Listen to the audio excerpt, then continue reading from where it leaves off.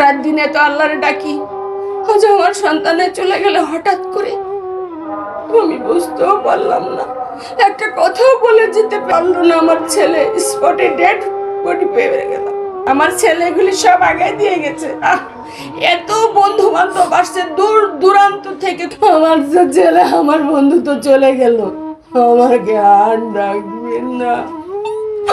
আম্মু তুমি কি করছো আর বলবে না? চিরতরে আমার ছেলে আমাকে ছেড়ে চলে গেল। কেন এত বড় শাস্তি? আল্লাহ, হে মাওলা, আমি আর সইতে পারি না।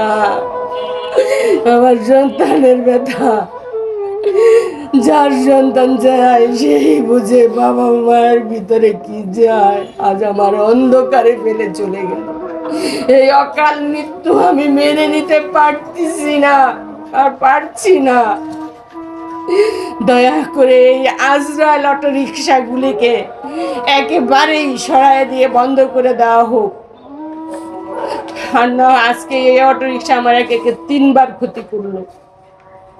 3বার ক্ষতি করলে একে আমার এই এক অটো রিক্সাতে।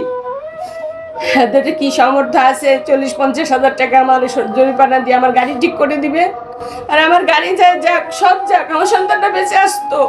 আমার সন্তানই তো বড়, আমি কি করব টাকা পয়সা গাড়ি বাড়ি দিয়ে? আমার সন্তানই যদি আমার না থাকে, কি নিয়ে কাদের জন্য তো কিছু। রাত দিনে তো আল্লাহরে ডাকি, আজ আমার সন্তানের চলে গেল হঠাৎ করে। আমি বুঝতেও পারলাম না, একটা কথাও বলে যেতে পারলো না। আমার ছেলে স্পটে ডেড বডি পেয়ে গেল। আমি যা দেখি মার্কেটের ওখানে আমার ছেলের লাশ।